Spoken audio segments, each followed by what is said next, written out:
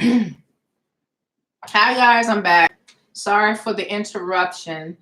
I don't know what happened, but I lost connection. So hopefully you guys and just come over on this side. But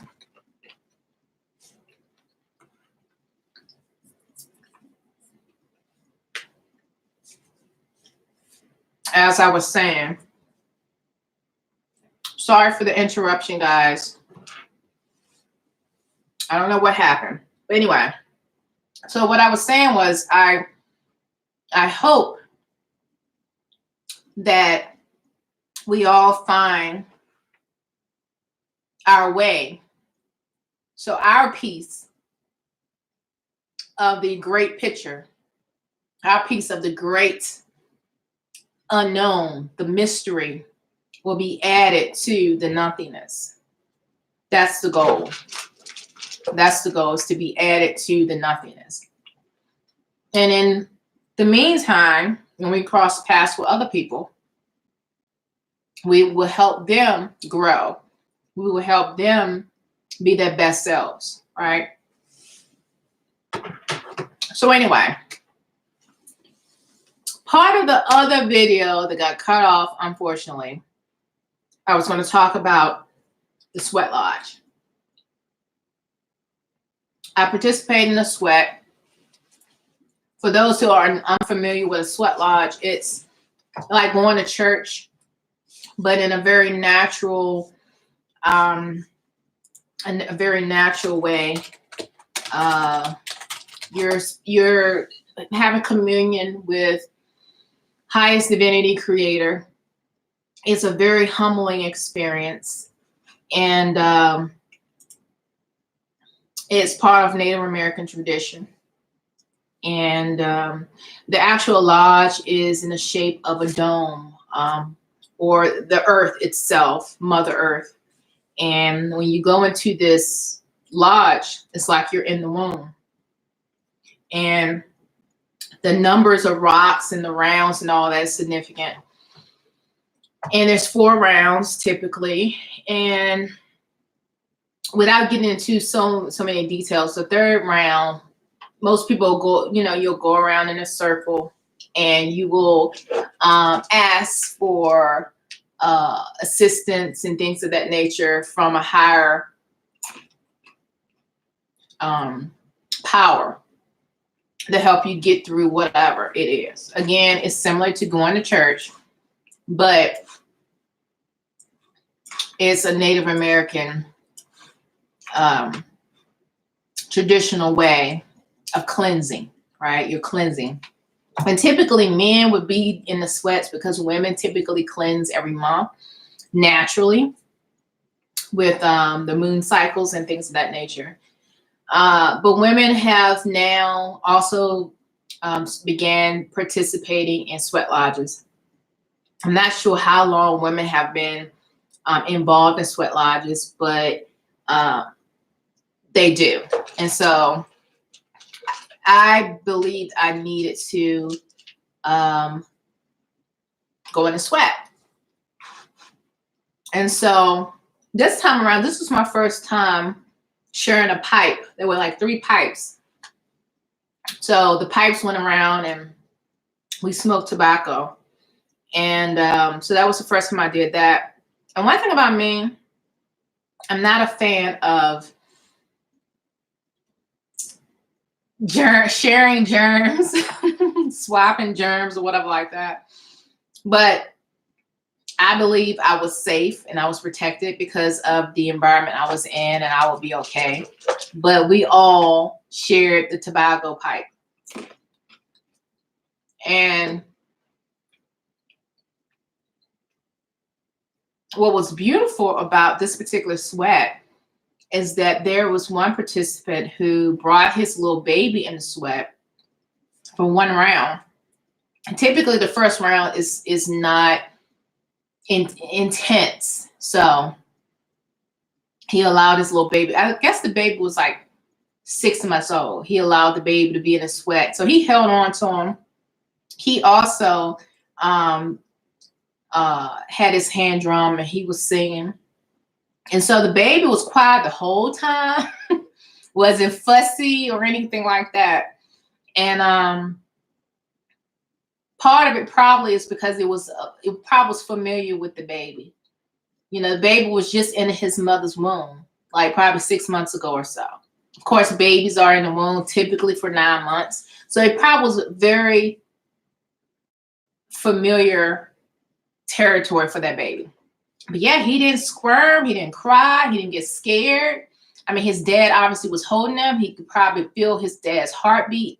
He could probably, you know, he recognized his dad's voice. So he was just as calm as he wanted to be.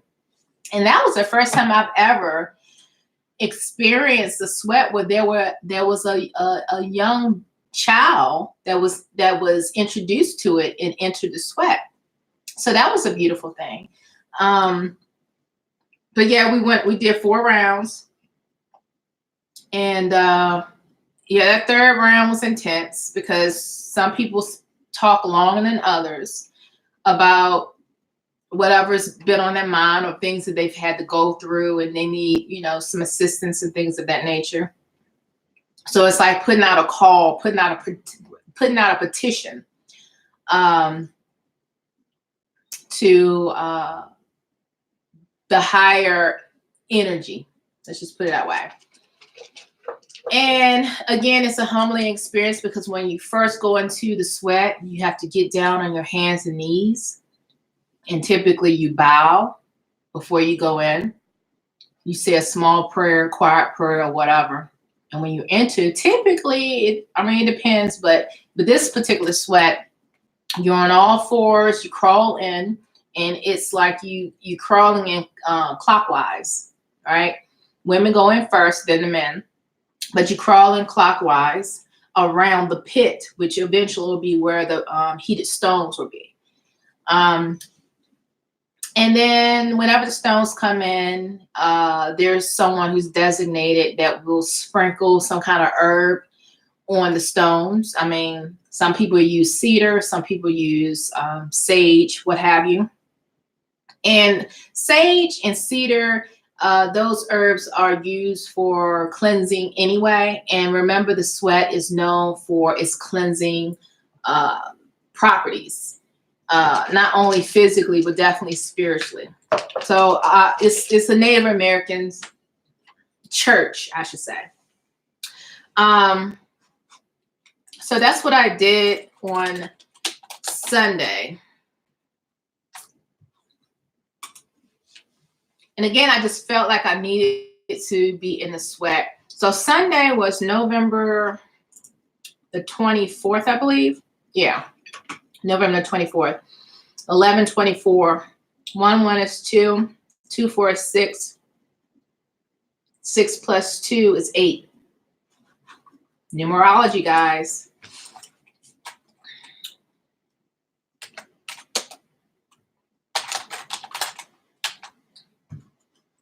Well, if you add the year, I'm not going to add the year. But if you add 11 plus 2 plus 4, 11, you break that down 1 1. So 2 plus 2 plus 4, you get the number 8. According to numerology, affinitynumerology.com, which is the first thing that popped up when I Googled it, by the way. The number means 8 is a business and finance number.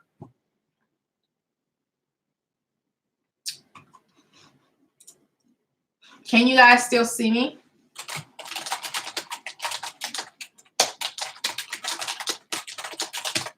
I just got a notification that there was some issues with the connection. So I want to make sure that you guys can still see and hear me. Somebody could type a question mark or something in the chat box. That would be helpful before I continue talking.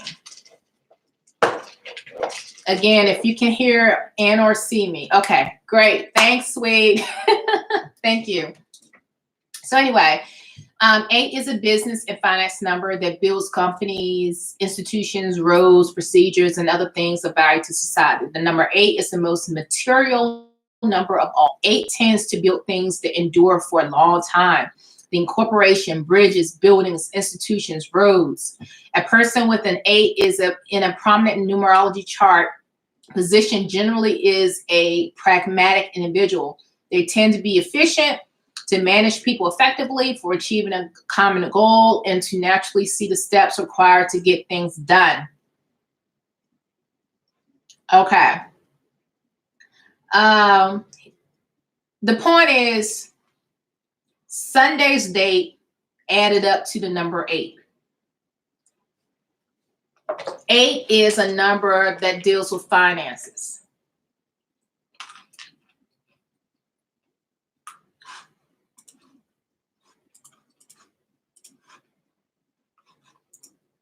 The new moon, I believe, was Monday. I believe it was. Because I also follow moon cycles as well. I'm learning how to. Okay, according to this website, spaceweatherlive.com, the new moon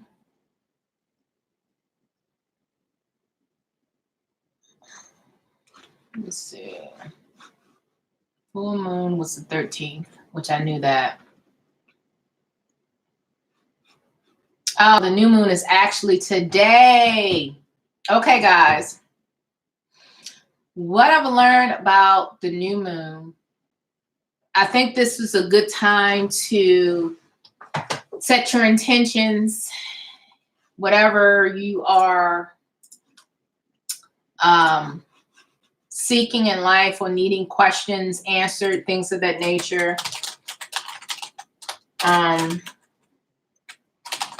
This is the time to do it.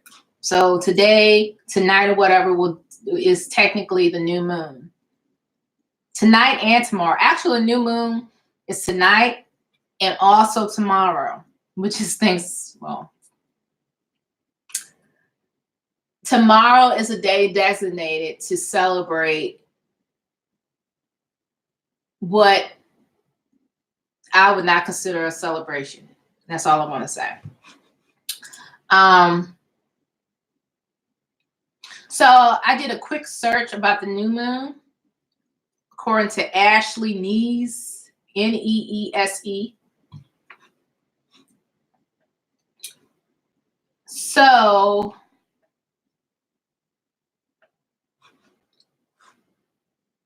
new moons present the beginning of a cycle, and the full moon represents a clearing or release.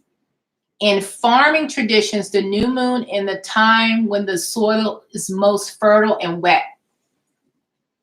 Many farmers and gardeners plant seeds on the new moon as the moon's lunar gravity pulls water up.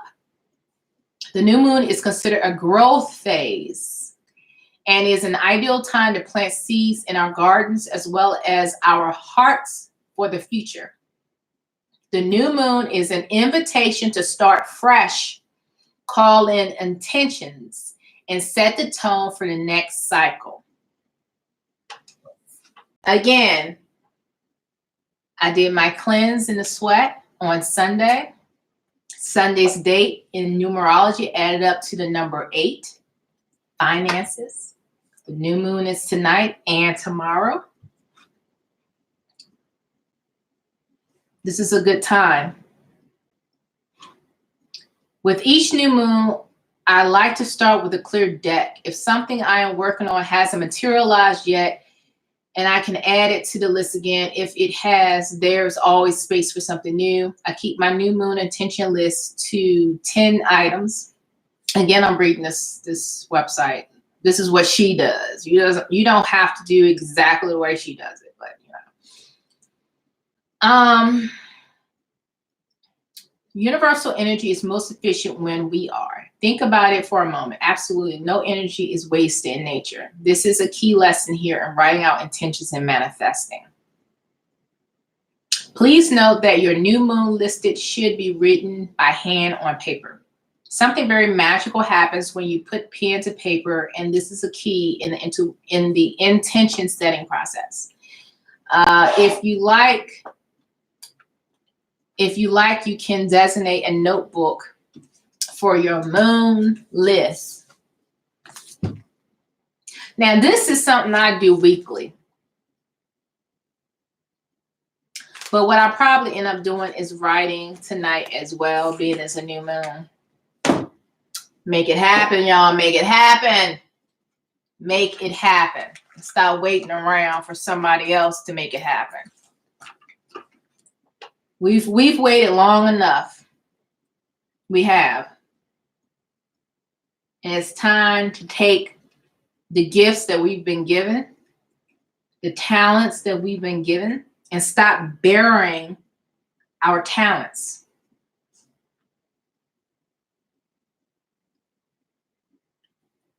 We need to stop doing that. Take action.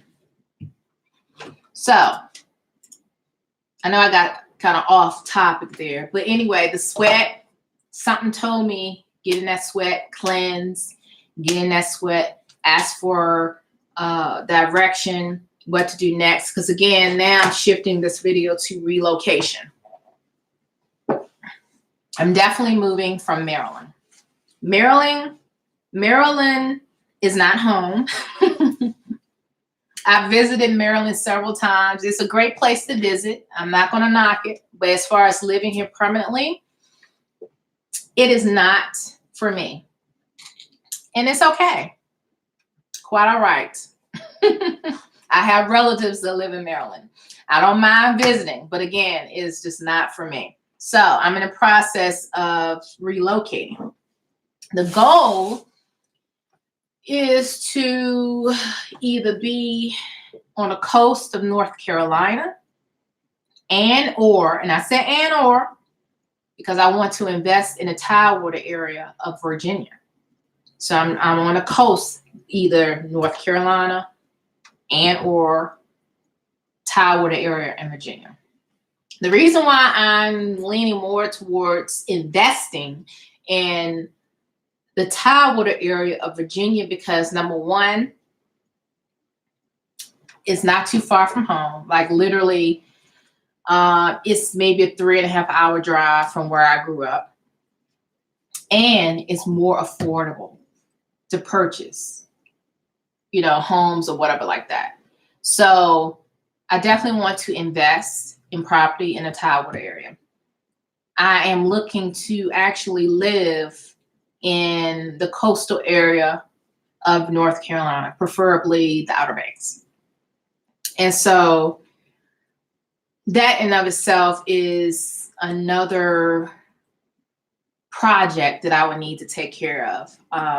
I'm currently at the end of having the car that I have now. I need to do something between now and the end of December. So that is also another decision that I'm making in a very near future. What to do? Do I refinance? Do I trade in? Do I upgrade? What do I do? That's for the best for me, right? The next thing is throughout the transition of relocating, my current position is in the state of Maryland. So I am definitely in a position where I can work from home. It's just getting the approval because it's something that is, I pretty much will be the trailblazer. Let's just put it that way. Because right now, the current establishment, everything is digital, everything is online, everything is in a software system, scan, what have you. What I do, everything is not confidential. A lot of the stuff is public record. I research all day. Whatever I find is typically public record. So it's not like I have people's social security numbers or bank statements. That aspect of real estate, I am not involved in. I'm involved in the public record aspect of real estate. So what I can do, I can technically do from home. I have a work laptop. And some days when the power's out at work, if there's inclement weather and I can't get into the office, I have work from home for. So it's not like something that is unheard of.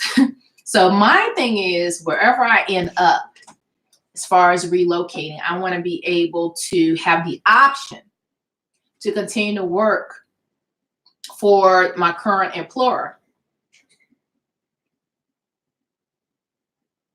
That's what I would like to do. Like I said, have an option, not my final source of income. No, no, no, no. But that being a bridge to cash flow, passive income, whatever. Back to the Tidewater area of Virginia. I would like to invest in a property in the Tidewater area, so that could be passive income. So if I'm not there, whenever I'm not there, it could be considered an Airbnb. So when I'm in Outer Banks, I'm spending time down there. The home that is in the Tidewater area could be available for Airbnb. And when I decide I want to be in the Tidewater area or meet up with people that I'm cool with that live in Virginia, it's not a problem, because then I can block out that time for me and mine. But when I'm not there, I could be, renting it out, short-term rentals. I definitely am interested in that. I have all of that in my journal. And again, this between now, with the car, it's between now and in the end of December. Where I currently stay right now is between now and the end of December. As far as the job, it's between the end of December until I get the either green light to work from home after March 1st, or find other means of cash flow. So ideally, what I prefer is to not deal with people on an everyday basis in small space. I don't mind dealing with people over the phone, the internet, or whatever, but not having to go to a particular office every day. I'm at a particular age in my life that I want more flexibility. Of course, I want benefits, just like anybody else. And at the same time, I want flexibility. So that's pretty much where I'm kind of going right now. And again, I'm going to do everything that I could possibly do to make sure that I continue to keep you guys posted, especially with some of the tools that I've shared with you guys that I've been partaking in. Again, the money jar, the bay leaves, as far as attracting abundance, right? And again, it was not strategic to do the sweat on Sunday. It just happened to be on a date that adds up as far as numerology to the number 8. I find that interesting. Also, today and tomorrow are considered a new moon. So if you're going to put your intentions out there, the time is now for at least this moon cycle. So I will be writing in my journal and just being very, very direct with my affirmations. And again, I'm going to keep you guys posted and let you guys know what's going on with your girl and how these tools have helped me make the right decisions. Again, with the relocation. Now, one thing about Outer Banks, again, there's several villages. I've said this in a few videos back. And there's more inventory as far as housing, as far as purchasing property. There's more inventory in Nag's Head, Kill Devil Hills, Kitty Hawk, Duck, Corolla, and I think there's one other village that's a little further north. There's plenty of inventory where you can buy a home detached, not attached, not a condo, but detached home in decent condition for less than $250,000. Now, that still may be a bit steep for some people, but if you're coming from a DC metropolitan area where everything, the average home price is in the $400,000 and $500,000 range, if it's a townhouse, maybe even a condo, we ain't even talking about detached.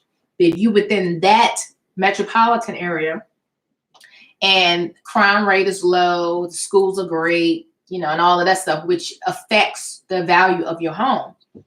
That's what you're looking at. So in Outer Banks, you can get a decent sized detached home with close proximity to the beach and or the sound for around $250 or less. However, that is not where myself and my love is thinking of or choosing to experience. The choice is Hatteras Island. And Hatteras Island has, let me see, 8 villages on it. The north end of it is Rodanthe, Waves, Salvo, Avon, Buxton, Frisco, and then Hatteras Village. The 2 villages that is ideal would be Buxton and Frisco. Frisco has the lowest tax rate. And the community that he's looking at is the HOA is like non-existent. I mean, there's an HOA set up, but you don't have to worry about paying extra money for pool, tennis courts, and all that. We don't care about that. We don't care about community centers and all that. We want to be left alone anyway. That's the nice part about living in an area that's semi, kind of, sort of off the grid. Not really, but just being able to get away from, all of that. Now, of course, you have further up northern neck of Outer Banks, you do have, all the shops and, outlets, and it's very touristy, and that's fine. But as far as living in an area like that, it's cost effective to live in Frisco. Because Frisco, you have the zoning. That's another thing too. You have zoning ordinances. In certain parts of Buxton, you can't buy a property and then turn it into a commercial property. That's a no-no. Or if you buy a property in an existing neighborhood with an HOA, you can't create a commercial, like a passive income type situation. Like, how you own a property and then you want to turn around and rent it out or do an Airbnb or whatever like that. Certain zoning areas, you have restrictions. And then you see these commercial properties within residential areas. They get a green light or they get a pass because they were grandfathered in.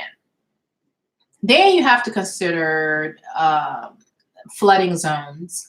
You have to consider flood insurance. You have to consider hazard insurance because you're living in an area that's known for storms. And so you have to factor all that in. Some areas of Outer Banks is in the Cobra flood zone.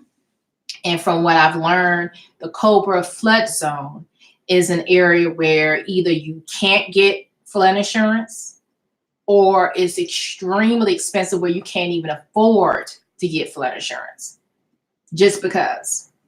So most of Outer Banks that are livable, because a lot of Cape Hatteras Island is preserved. There's a lot of wetland, and there's a lot of protective areas that you just cannot build on. But the areas that you can build on, you do have vacant lots, and those vacant lots are not necessarily ideal to build on, even though they may be up for sale. But that does not mean that it is ideal to build on. You can be in one neighborhood, and you can have 10 lots, and each lot is very unique compared to the next lot. So it all depends. It's not cookie cutter at all. So you can find a lot that's somewhat affordable. Let's say $30,000 for one lot. It may be a half an acre or whatever. There's a reason why it's $30,000 versus $100,000. Because if it's $30,000, you may be in a Cobra zone, flood zone. You remember what I mentioned about Cobra zone, right? You could be in a lot that requires you to build up the ground because of the septic tank that you have to install. You also have to understand, like, wherever you are on that lot, if it is at or above sea level. And if it's at sea level, this is when you will have to build up the lot in order to get that septic tank installed. So you have to think about all of that. That in of itself may run that $30,000 vacant lot up to $100,000. So it's a lot of variables. It's a lot of variables. You better off just buying an existing home versus buying land and building on it. Because there's so many variables that sometimes it's just not worth all of that. And this is why a lot of people decide to not necessarily make Hatteras Island home. They may invest in a vacation home or invest in a property where it's not their second home. They're just doing it to make money. But to make that primary residence takes some give and take. You have to weigh your options, weigh your pros and cons of living there. And again, Cape Hatteras Island is first contact between Indigenous American people and English-speaking Europeans. So that in and of itself is very significant as far as the decision to make that a place to build on. I personally prefer to stay on the mainland. So again, back to the Tidewater area of Virginia. I do want to invest in a property there. So again, you know, if I'm going to meet up with people in the Virginia area, I have a place. If some people want to kind of meet me halfway, or that may be a stopping point for them if they have a long journey down to the Outer Banks where I may be, and that's the goal for me to be there. They can stop in the Tidewater area, stay at my place, you know, overnight to kind of break up the trip. Because Buxton, North Carolina, which is in Outer Banks, from, let's say, Norfolk, which is in the Tidewater area, you're looking at about a 2.5, maybe 3 hour drive. And the reason why it takes that long is because Currituck County, North Carolina, has small towns and there's no way around it. And you have all of these 45 miles per hour sections, right? So that in and of itself can slow down your trip drastically. And then once you cross the bridge into Kitty Hawk, which is technically Outer Banks, once you cross that bridge, you're now in Outer Banks. Then you're on Route 12. And Route 12 pretty much is the main and only highway on the Outer Banks. So when you're driving through Kitty Hawk, Kill Devil Hills, and Nag's Head, those 3 villages before you get onto Cape Hatteras National Park or whatever, you got to go through all those traffic lights. You're in, and depending on the time of year, I mean, obviously if it's summertime, you got all of that beach traffic. And it could take you forever just to get down to the lower end of the Outer Banks. But from Nag's Head to Buxton is about an hour drive, roughly. So you have to factor in the time that it takes to get through all those traffic lights and going through these towns where you have to drive really slow because law enforcement there have nothing better to do. So they are very strict when it comes to traffic laws. So that whole county, Currituck County, North Carolina, is very slow.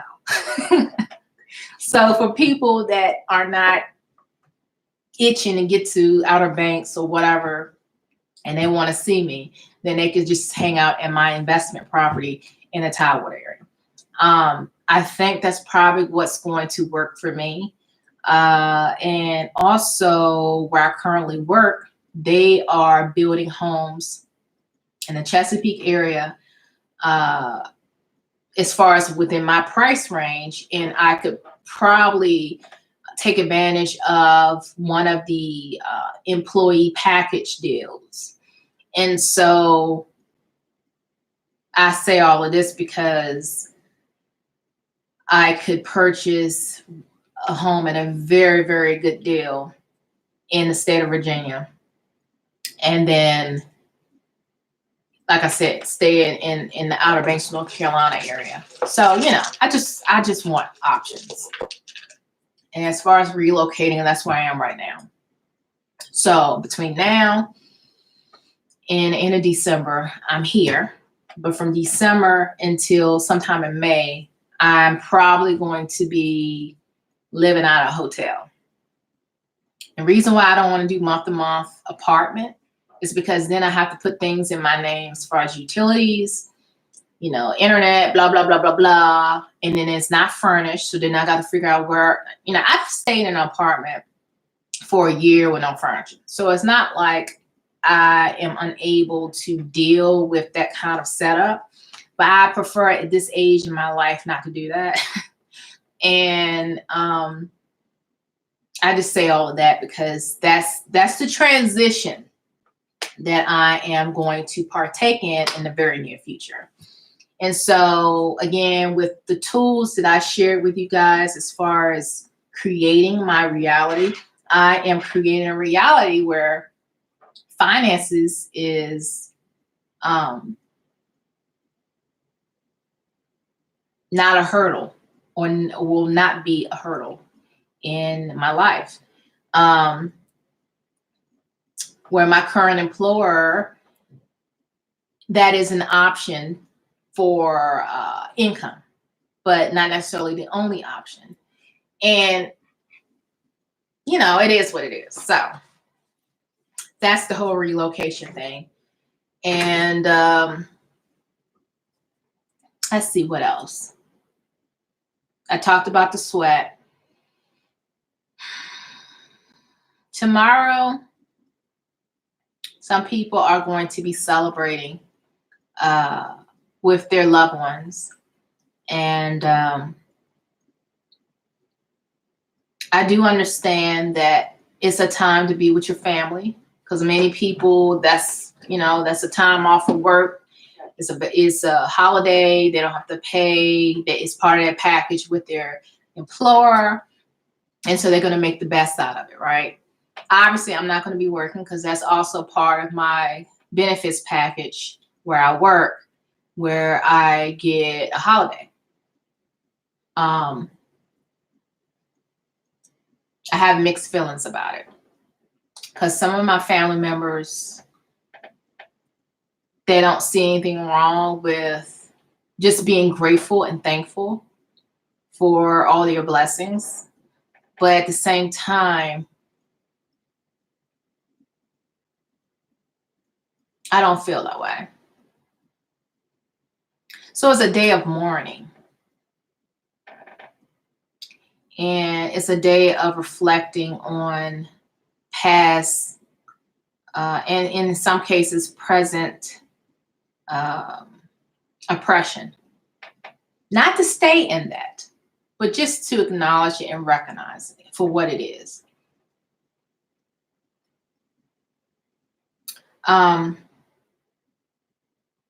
Let's see, what else? What else is going on with your girl?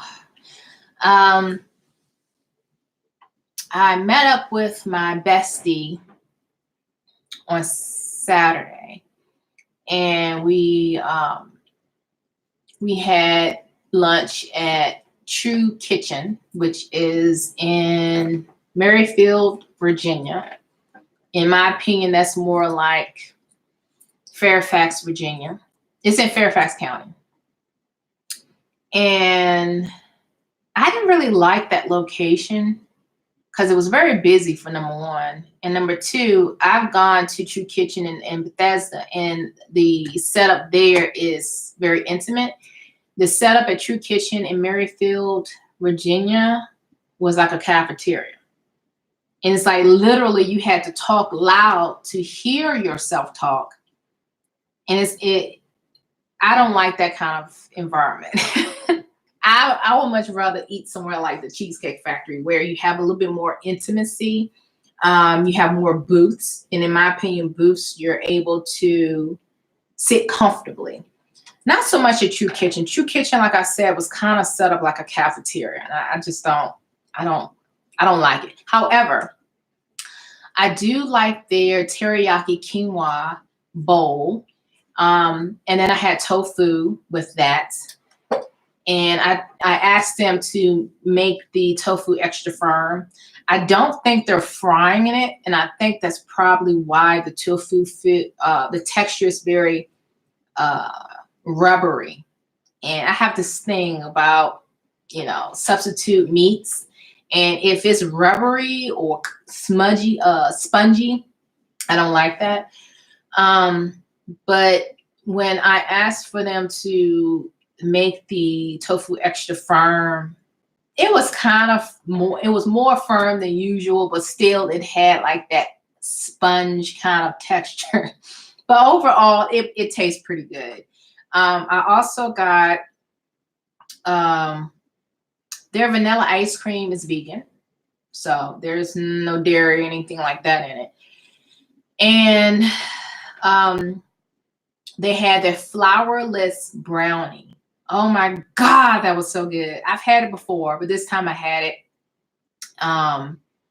because before I took it with me. And when you take desserts with you, if it comes with ice cream or whatever, they might put whipped cream or something on the side, because then if you take it with you, the ice cream melts and blah, blah, blah, blah, blah.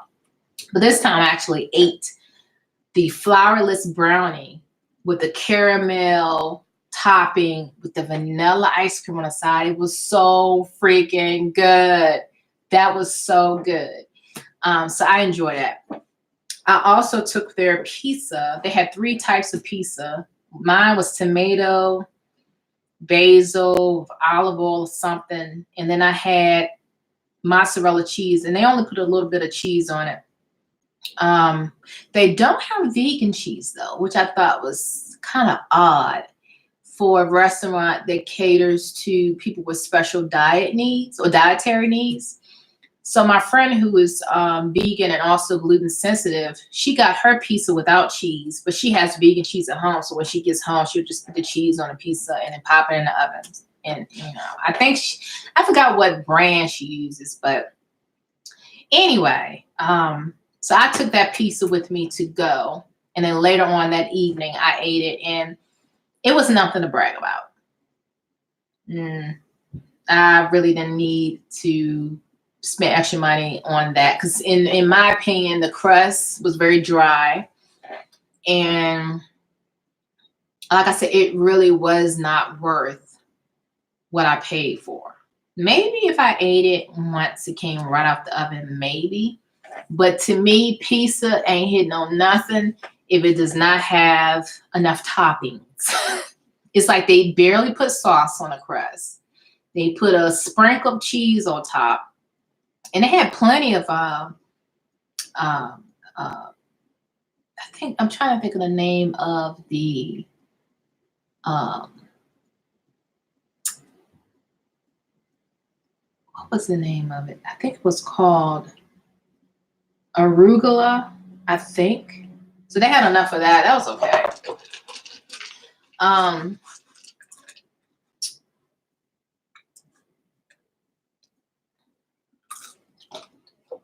Yeah, Sweet says yes, and it's affordable. I think you're talking about the Tidewater area.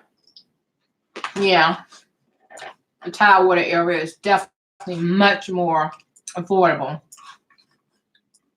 Now, Virginia Beach may be on the pricey side if you're like right on the beach. But I don't need to be right on the beach.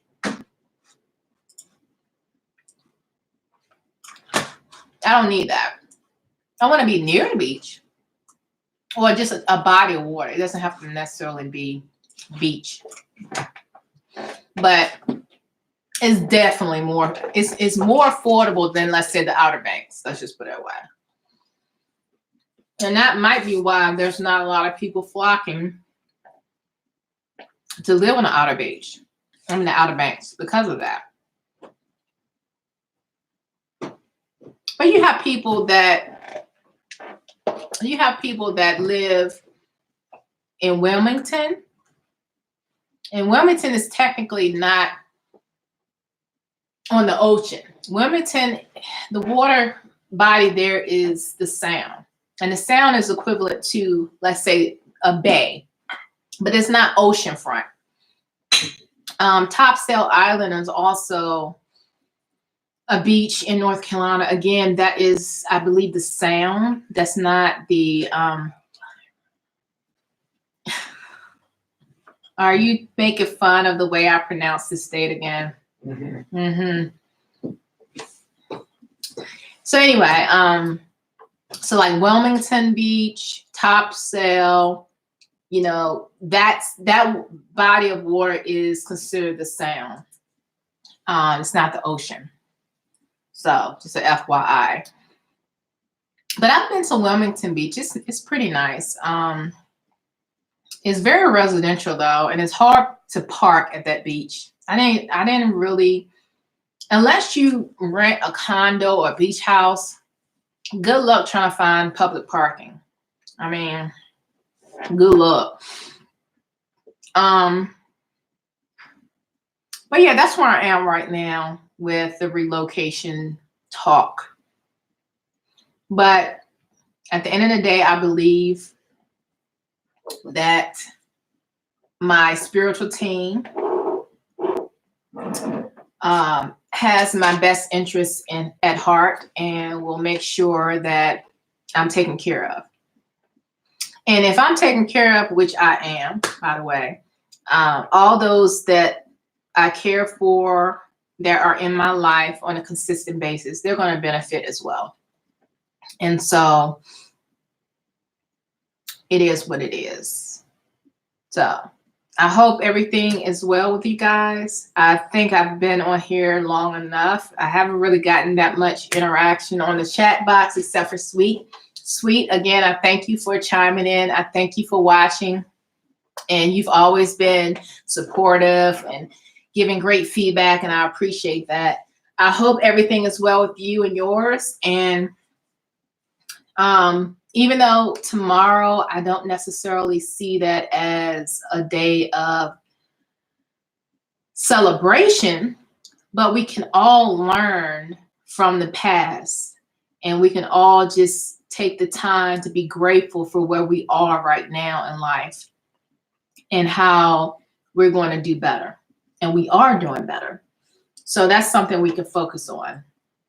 I may or may not do a live video tomorrow because what's the point, right? The average person is in the kitchen somewhere, spending time with loved ones, be it blood relations or not.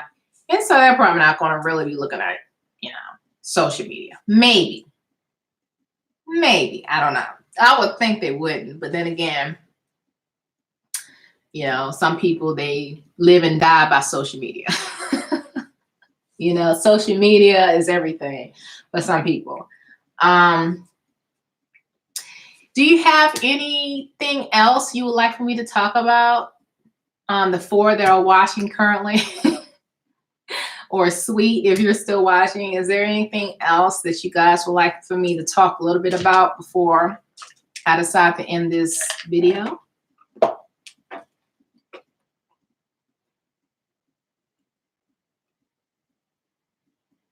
Anything?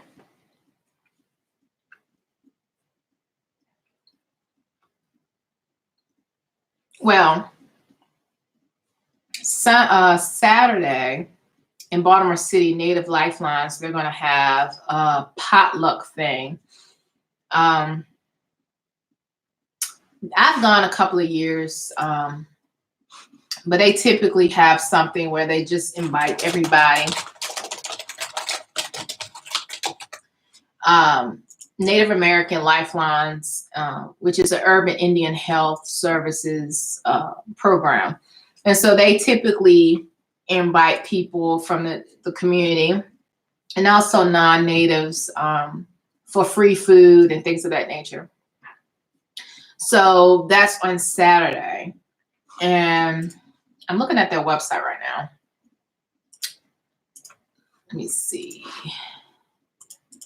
I'm going to put their link in the chat box if you guys are interested. I mean, I'm sure a lot of people who watch this video or my videos in general may not necessarily live in the Baltimore area, but if you happen to be an Indigenous American and you're looking for services, you can find some sort of Indigenous American or Native American program in an urban city somewhere that will assist you in things that you may be in need of, like dental care and things of that nature. They have different types of support groups and, you know, women groups, youth and families programs, Two-Spirit support group. Pretty much it's a safe space, right? So again, they have one in Baltimore. They have also a location in Boston. And yeah, trying to think of what else. I know on Facebook they have been promoting, I think, if I'm not mistaken, I think they've been promoting what is it called? What is the thing on Saturday? Is that a potluck? Yeah. Have they been promoting it? A little bit. On Facebook? I guess. Okay. So, you know, it's a good time to you know, meet other people within the Indigenous American community. You may find more people from certain tribal groups than others, but at the same time, it's very intertribal. And that's a beautiful thing as well, because sometimes people may be intimidated or what have you because they think a particular program is only for a particular tribe, and not the case for this organization. So everyone is welcome for the most part. And Sweet says, you are welcome. Same to you. And yours, okay. Thanks for chat. No, you are doing good. Okay. So anyway, that's what's going on Saturday. Now, I believe Friday there's something going on in Baltimore City. Let me see. Hold on. Give me a chance real quick to check Facebook. Hold on. Because I keep up with events on Facebook. I mean, some things I'm just not keeping up with. Okay, it's a rally. It's a rally for Indigenous Peoples Day recognition. That is Friday, Baltimore, off of South President Street. And again, it's called Rally for Indigenous Peoples Day Recognition, November 29th. That's from 1 p.m. to 3 p.m. Now, I'm not going to be going to that because I got things to do in the state of Virginia pertaining to my car. So the goal is to try to find a good deal on Black Friday with this whole car situation. But for those who are in the Maryland area, in particular Baltimore, that's what's going on. The goal is to get the city to recognize Indigenous Peoples Day and get rid of the Columbus Day nonsense. So that's what that rally is, from 1 to 3 p.m. And again, that's Friday in the city of Baltimore. Let's see. There was an event in Richmond, Reframe Pocahontas or something like that. I unfortunately was unable to attend, but I'm thinking going forward, I probably will because I'll be on that end of Virginia come next year around this time. I may not necessarily be in the state of Virginia, but I'll be coming from the south going north versus the north going south, because north going south when it comes to traffic is a nightmare. So I think going forward, I definitely want to participate in that. So that was Pocahontas Reframe Film Festival at the Byrd Theater and Foundation. Again, that was last Thursday, the 21st. And that was through Sunday, which was this past Sunday, the 24th. So I would have loved to have gone to that, but it just didn't work out. But again, that was in Richmond at the Byrd Theater and Foundation. And that would have been a great thing to go to. And then yesterday they had something in White Marsh Branch Library. This is White Marsh, Maryland. It was called Culture Spotlight Native American Heritage Month. So again, it's just a lot going on in the month of November pertaining to Indigenous American cultures, plural. And long story short, I didn't do a whole lot of stuff because again, I'm in the middle of all this other stuff. Baltimore had their powwow, I believe the weekend before last. I didn't go to that because there was a lot going on. So there's a lot to do, but timing is everything. Timing is everything. Sweet says, I mean, good. Are you going to continue going to Native Sweat Lodge? Keep going on your journey. Yes. There is another sweat that's going to be going on next month, and then one for New Year's Eve. So looks like I probably will go to the one on New Year's Eve. They're bringing the new year, right? So I don't do lodges often. Whenever I do go to a lodge, I may help outside of the lodge. Not necessarily dealing with the fire and all of that, but more so like opening up the flap to let the steam out so the light comes in and cools the lodge off a little bit when they bring the other round of stones in the lodge. Sometimes I may help bring in the water, fresh water, buckets of water and things of that nature. Not a whole lot, but outside of the lodge, I sometimes help with that. And again, it's not necessarily something I do on a monthly basis. It's very sporadic. But whenever I feel the need or the urge to get in that sweat, I get in. And I think the last time I went in was 2 years ago on 11/11. It was not planned that way, but it just happened to be on 11/11. And this time around, it just happened to be on 11/24, which again adds up to the numerology number of 8, the number 8, finance. So yes, I'll be partaking in sweat lodges. Now, the one that I go to currently is in North Laurel, Maryland. But this is something I'm not going to travel to Maryland every time I do a sweat. I mean, no, I'm not doing that. Being in North Carolina, there are several groups of indigenous communities that I do have connections to. Not necessarily blood connections, but like current members that I'm cool with. Maybe, possibly, I will partake in some of their spiritual gatherings. But then again, you do have very strong Christians within tribal communities in the state of North Carolina. So then you have that layer of belief systems. So they may be cool going to powwows, they may be cool dressing up in their regalia, but when it comes to their spirituality, they may be hardcore Jesus followers, Christians, and the sweat lodge thing may not necessarily rub them the right way.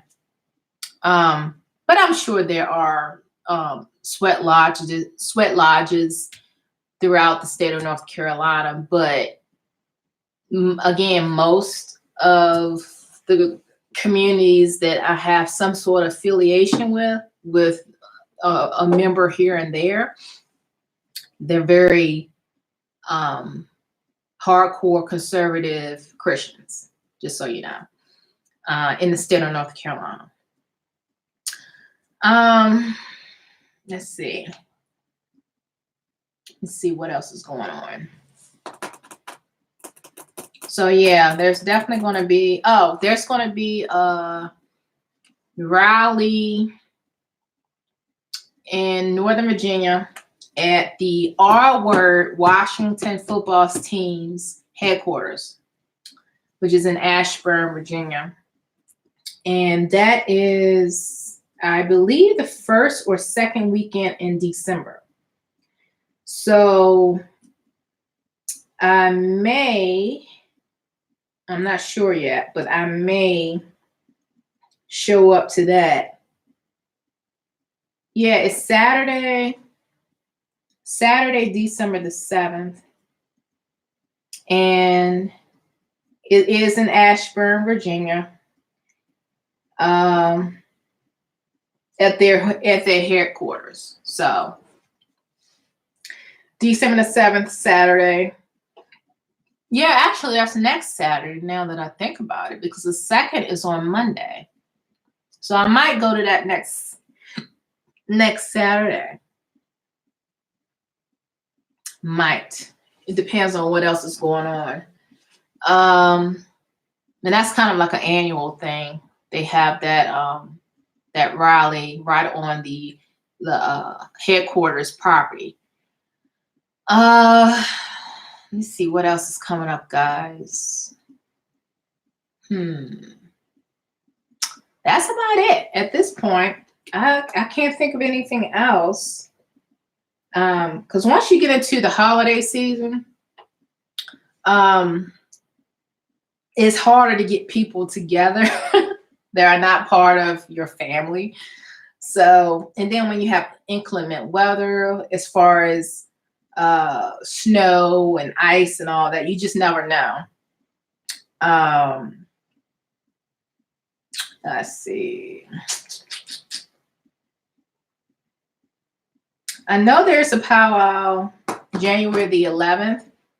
It's called the Morning Star Powwow. This is typically in Bel Air, Maryland. And it's at the St. Labre Indian School.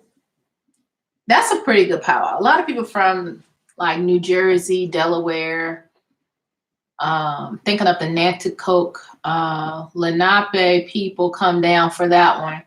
And like I said, that's a pretty good powwow. I should still be in the Maryland area until sometime in March anyway. So I'll probably go to that powwow. Again, it depends on the weather. Because one year it was sleeting and it was icy weather or whatever like that. And, that didn't work out for me. So I didn't go. But I know people that come from Richmond area, come from the Tidewater, Virginia area, parts of North Carolina. Again, people from Delaware, New Jersey, New York City, they come to that powwow. So it's a good one. So I'll probably end up going to that. But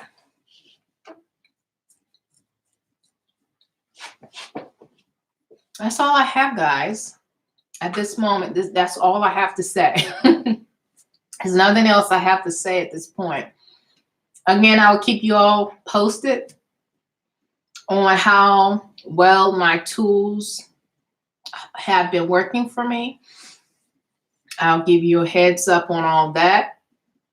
Wherever I end up relocating and planting my roots, I will definitely reveal that as well when the time comes.